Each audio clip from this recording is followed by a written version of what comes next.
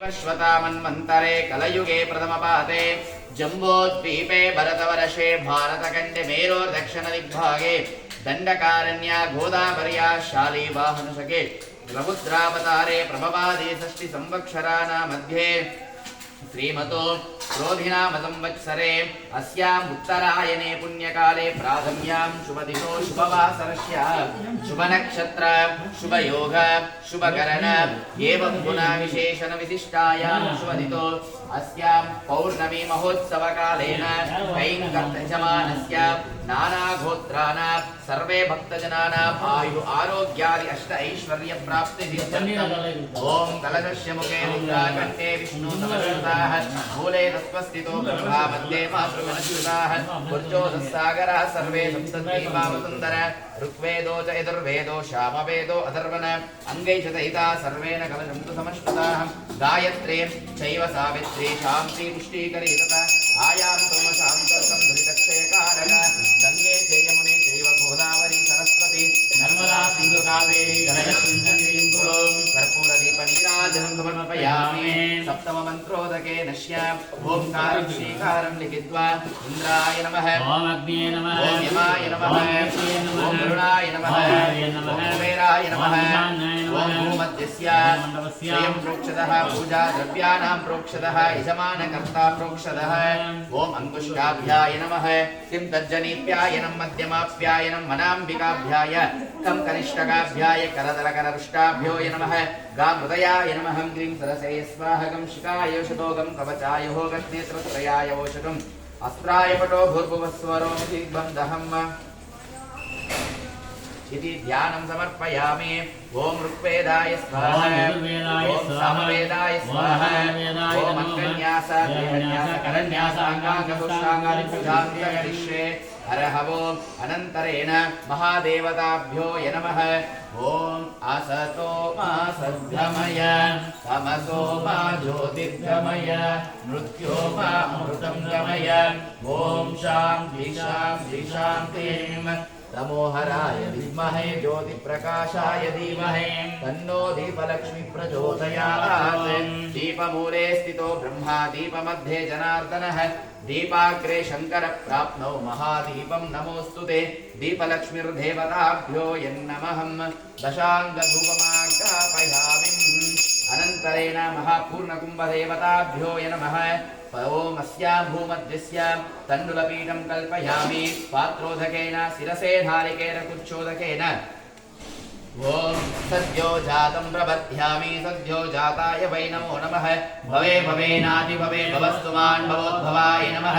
वामदेवाय नमो ज्येष्ठाय नमः श्रेष्ठाय नमो रुद्राय नमः कालाय नमो बलविकरुणाय नमो बलाय नमो बलविकरुणाय नमो बलप्रमुदनातनाय नमः सर्वभूतदवनाय नमो मनोन्मनाय नमः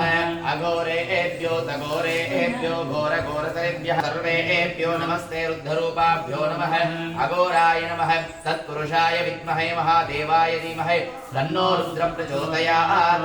ईशान सर्वविद्यानां ईश्वरः सर्वभूतानां ब्रह्माधिपति ब्रह्मणोऽधिपति ब्रह्मा शिवोऽमि अस्तुं सदा शिवम् ओम भूः पंचकलशमावाहयामि ओम भुवः पंचकलशमावाहयामि ओम सुवः पंचकलशमावाहयामि स्थापयामि पूजयामि आवाहयामि स्थापयामि अवकुण्ठोति भव वरदो भव इति षण्मुद्राप्रदर्शनम् ओम ध्यानम् आपातालनभस्थलान्तभुवन ब्रह्माण्डमाविस्फुर ज्योतिस्फाटिकलिङ्गमौलिविलसत्पूर्णेन्दुभातामृतैः अस्तोकाप्लुतमेकवारमनिशं रुद्रानुवाकाञ्जपन् ध्यायेदीप्तितसिद्धये ध्रुवपदम् विप्रो विसिञ्चे शिवं ब्रह्माण्डौ व्याप्तदेहावसितहिमरुचा भासमाना भुजङ्गैः कण्ठे कालकवर्दकलितशशिकलश्चण्डकोदण्डहस्ताः त्रक्षा रुद्राक्षमालस्तुललितविभवा शाम्भवा मूर्तिभेद रुद्राष्टे रुद्रसूक्तप्रकटितविभवा न प्रयच्छन्तु सौख्यं कुतोदैषवे नमः नमस्ते हस्तुदन्वने बाहुभ्यामुतते नमः या तैष शिवतमा शिवं बभूवते धनुहम् शिवा सरव्याया तवतयानो रुद्रमुळय याते रुद्रशिवा तनोरघोरा पापकाशिनी तया नस्तनुवा शन्तमया गिरिशन्ता विचाकसी यामीशं गिरिशं तहस्ते विमर्शहस्तवे शिवां गिरित्रतां कुरु माहिगंसि पुरुषं जगत् शिवेन वचसा त्वा गिरिसाक्षावदामसिं यदा नः सर्वमिज्जगत यक्ष्मगं सुमना असत् अद्य वोचत दिवक्ताः प्रथमो दैव्यो विषक्तम् अहेकं च सर्वाञ्चं वयं सर्वाश्च यातु धान्यः असो यस्ताम्रो अरुण उत बभ्रुषुमङ्गलः ये चेमागं रुद्रा अपितो दीक्षोत्रिता सहस्रशो वैशाखम् येड इमहे असो व्यो सर्पति नीलग्रीवो विलोपितः उतैन्यं गोपाः दृशन्न दहर्यः उपाभ्यामुतते नमो बाहुभ्यां तव दन्वने परिते दन्वनो एतिरस्मादुनक्तु विश्वतः अतो यशुदिस्तु वारे अस्मन्निदेहितं शम्भवे नमः नमस्ते अस्तु भगवन् विश्वेश्वराय महादेवाय त्र्यम्बकाय त्रिपुरान्तकाय त्रिकाग्निकालाय कालाग्निरुद्राय नीलकण्ठाय मृत्युञ्जयाय सर्वेश्वराय सदाशिवाय श्रीमन्महादेव महादेवाय नमः कुम्भस्थापनाय विद्महे अमृतमयाय धीमहि तन्नो पूर्णकुम्भ प्रचोदयातु ध्यायामि आवाहयामि पादयोः हस्तयोः मुखाम्बुजे आचमनीयं समर्पयामि ॐ त्र्यम्बकं यजामहे सुगन्धिं पुष्टिवर्धनम् उर्वारुकविवन्दनम् दिव्यभस्मं धारयामि ॐ आरिद्राचूर्णं लेपयामि ॐ कुङ्कुमं धारयामि नानादलपरिमलपत्रपुष्पाणि समर्पयामि अलङ्करणार्थेन अक्षतां धारयामि ओम परिमलपत्र पुष्पाणि समर्पयामि महादेवताभ्यो नमः ओम शिवाय नमः ओम शीललिंगने पोट्रे ओम शिवाय नमः अग्निलिंगने पोट्रे ओम शिवाय नमः लिंगने पोट्रे ओम शिवाय नमः लिंगने पोट्रे ओम शिवाय नमः लिंगने पोट्रे ओम शिवाय नमः लिंगने पोट्रे ओम शिवाय नमः लिंगने पोट्रे ओम शिवाय नमः ईशानलिंगने पोट्रे ओम शिवाय नमः अरुणभवने पोट्रे ओम शिवाय नमः गर्गलिन वाल्वे पोट्रे ओम शिवाय नमः मुनिकाना अधिसयमे पोट्रे ओम शिवाय नमः अरणिबने पोट्रे नामुनै नादने पोट्रे नारमुद कडले पोट्रे नारय शिवने पोट्रे नाटवर्कुं गिरैवा पोट्रे नानादल परिमल पत्र पुष्पाणि समर्पयामि ओम वनस्पतिरशोभेतो गन्धाढ्योदोत्तमः आग्नेव सर्वदेवानां योगोऽयं रवियुच्यतां वनस्पतिरशोभेतो गन्धाढ्योदोत्तमः आग्रे सर्वदेवानां योगोऽयं रवियुच्यतां फलं निवेशयामि दक्षिणताम्बूलं समर्पयामि विशेष अर्घ्यं समर्पयामि ओम हिरण्यभात्रं मदोः पूर्णं दधायुते मदो योसानीते एकदा ब्रह्मणा उपरते एकदैव यजमानः स्तेजो प्रजां दुतुम् ओम कर्पूरगौरं करुणावतारं संसारसारं भुजगेन्द्रहारं सदावसन्तं दिव्य नमस्ते ओम नमस्ते हस्तु भगवन् विश्वेश्वराय महादेवाय त्र्यम्बकाय त्रिपुरान्तकाय त्रिकाग्निकालाय कालाग्निरुद्राय नीलकण्ठाय मृत्युञ्जयाय सर्वेश्वराय सदाशिवाय श्रीमन्महादेवाय नमः महादेवताभ्यो नमः कर्पूरदीपनीराजनं समर्पयामि जया जय नमः पार्वतीपतये महादेव नमः पार्वतीपतये हर हर महादेव देवताभ्यो नमः अग्निमीले पुरोहितं यज्ञस्य देवमृत्विजं ओतारकं रत्नदातमं ओम अग्नये नमः ओम उतवाहनाय नमः ओम उतासिने नमः ओम कृष्णवर्त्मने नमः ओम देवमुखाय नमः ओम सप्तजिह्वाय नमः ओम वैश्वानराय नमः मध्ये ओम अस्यां देवताभ्यो नमः ಇನ್ನು ಮುಂದೆ ಬನ್ನಿ ಅಲ್ಲಿರೋದೆಲ್ಲ ಕಪ್ಪಾಗಿರೋದಲ್ಲ ಅರರೋಗಿನಾಮ ನಿರಯೇ ಸರ್ವವಿದ್ಯಾನಾಂ ದಕ್ಷಿಣಾಮೂರ್ತಯೇ ನಮಃ ಸ್ವಾಹಾ ಓಂ ಗುರವೇ ಸರ್ವಲೋಕಾನಾಂ ವಿಸದೆ ಭವರೋಗಿನಾಂ ಹಿತಯೇ ಸರ್ವವಿದ್ಯಾನಾಂ ದಕ್ಷಿಣಾಮೂರ್ತಯೇ ನಮಃ ಸ್ವಾಹಾ ಓಂ ದಕ್ಷಿಣಾಮೂರ್ತಯೇ ನಮಃ ओम गुरु ब्रह्मा गुरु विष्णु गुरुदेवो महेश्वर गुरु साक्षात् परब्रह्मा तस्मै श्री गुरवे नमः स्वाहा गुरवे सर्वलोकानां विसजे भवरोगिणां निधये सर्वविद्यानां दक्षिणामूर्तये स्वाहा एकदन्ताय विद्महे गजाननं भूतगणादिसेवितं कपित्तजम्बो फलसारभक्षितम् उमासुतं शोकविनाशकारणं नमामि विघ्नेश्वरपादपङ्कजं स्वाहा ओम ऐं श्रीं क्लीं ग्लौं गं गणपतये वरवर सर्वजनं मे वचमानयाय स्वाहा ओम ऐं श्रीं क्लीं ग्लौं गं गणपतये वरवर सर्वजनं मे वचमानयाय स्वाहा ओम ऐं श्रीं क्लीं ग्लौं गं गणपतये वरवर सर्वजनं मे वशमानयाय स्वाहा ओम तत्त्वायामि ब्रह्मणा वन्दमानास्तदाशा आस्ते यजमानो अविर्भिः अहेडमानो वरुणे हवोजशगं समानायुक्तमुषि वरुणाय स्वाहा वास्तु पुरुषं नमस्ते स्तभो शय्यादिगतप्रभो मद्गृहे धनधान्यादि समृद्धिं कुरु मे प्रभो वास्तु पुरुषाय स्वाहा कुरु मे प्रभो वास्तु पुरुषाय स्वाहा वास्तु पुरुषं नमस्ते अस्तभो शय्यादिगतप्रभो मद्गृहे धनधान्यादि समृद्धिं कुरु मे प्रभो वास्तु पुरुषाय स्वाहा ओम सद्यो जातं प्रवर्त्यामि सद्यो जाताय वै नमो नमः भवे भवेनाति भवे भवस्तुमान् भवोद्भवाय नमः स्वाहा वामदेवाय नमो ज्येष्ठाय नमः श्रेष्ठाय नमो रुद्राय नमः कालाय नमः कलविकरुणाय नमो बलाय नमो बलविकरुणाय नमो बलप्रमुदनातनाय नमः सर्वभूतदवनाय नमो मनोन्मनाय नमः स्वाहा ओम अघोरेभ्यो तघोरेभ्यो घोरघोरतरेभ्यः सर्वेभ्यो सर्वसर्वेभ्यो नमस्ते अस्तु रुद्ररूपाभ्यो नमः अघोराय स्वाहा तत्पुरुषाय विद्महे महादेवाय धीमहि तन्नो रुद्र प्रचोदयात् स्वाहा ईशानः सर्वविद्यानाम् ईश्वरः सर्वभूतानां ब्रह्माधिपति ब्रह्मणोऽधिपति ब्रह्मा शिवोऽमि अस्तं सदाशिवम् ईशानमूर्तये स्वाहा ओम वन्दे चतुर्मुखं देवं ब्रह्माणां कमलोद्भवं हिरण्यगर्भदातारं सुरासुरस्कृते ब्रह्मलोकपालकाय स्वाहा ओम नमस्कुरवरेशाय वरदहेश्वने इन्द्राय वज्रहस्ताय ऋतग्रेत नमो नमः इन्द्रलोकपालकाय स्वाहा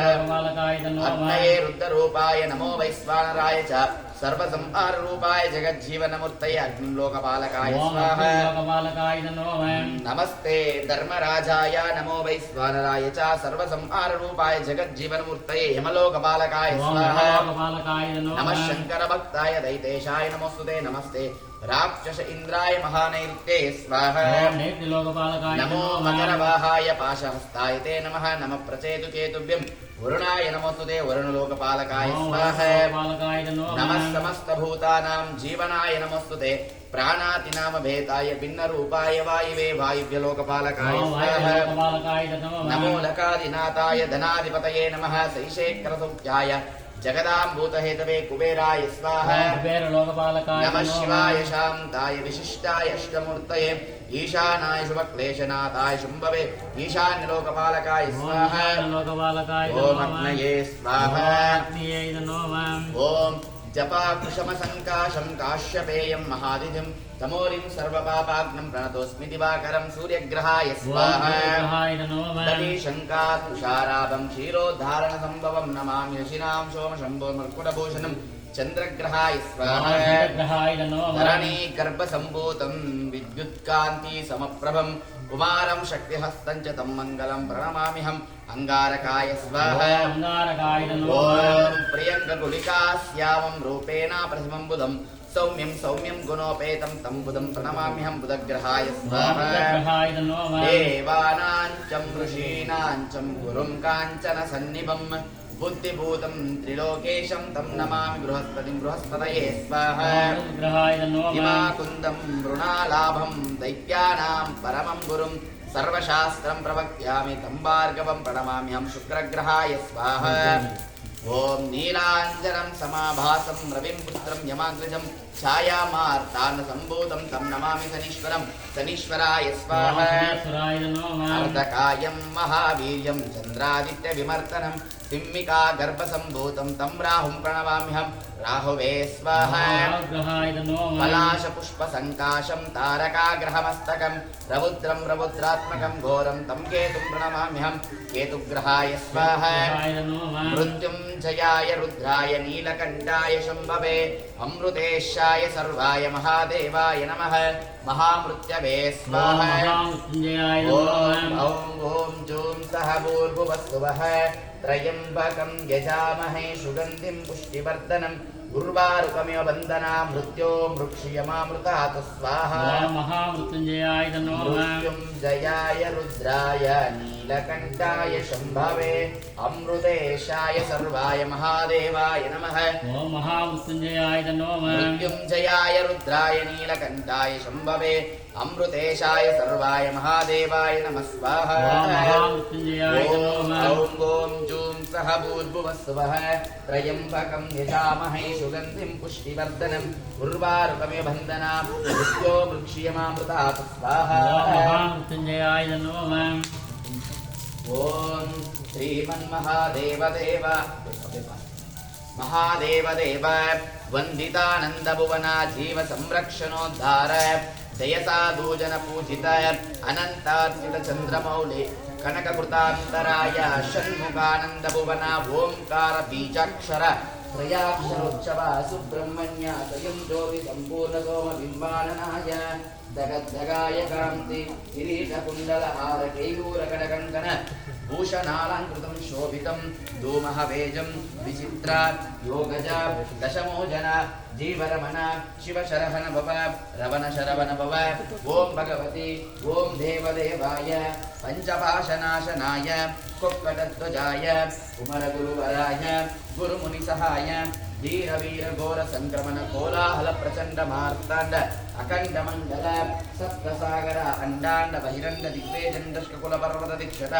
शतपातारक्यं तु विग्रह ज्वलित वेलारोहण जनुज्जनुतक तक तिनियनंदन विचित्रवताको विजयवानंदाय शांभवी कुमार शुद्ध चैतन्य साक्षात्कार संपन्न संघातैत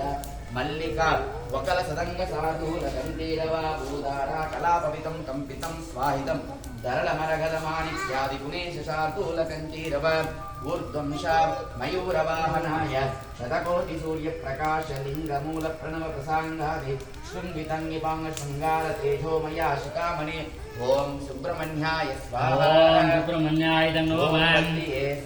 वल्ली देवयान्याय नमः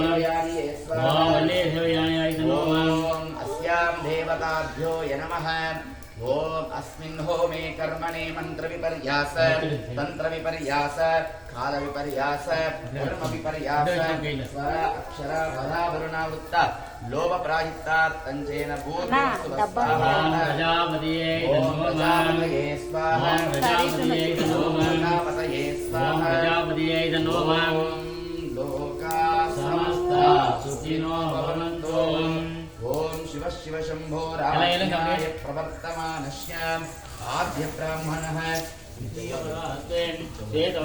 कल्पे वैवस्वतमन्वन्तरे कलियुगे प्रथमपादे जम्बूद्वीपे भरतवर्षे भारतखण्डे हेरोदचद्वाये दण्डकारिण्यां गोदावर्यां कालीवाहनसखे रौद्रावतारे प्रभवादि षष्ठे संवत्सरनामध्ये श्रीमतो क्रोधिनाम संवत्सरे उत्तरायण पुण्यकाले श्री शुद्ध पूर्णविकालञ्चेन श्री काशीश्वर विशालच्चम्मदेवी पूजान्तकरिष्ये पूर्णकुम्भपूजामासरष्ये ओम इति पूर्णावधि पूजान्तकरिष्ये ओम पूर्णमदं पूर्णमिदं पूर्णात्मनमस्तते पूर्णस्य पूर्णमादाय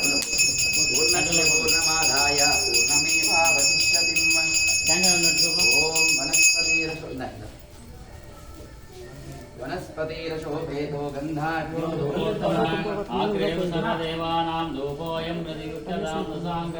धूपं समर्पयामि पुरुरपश्य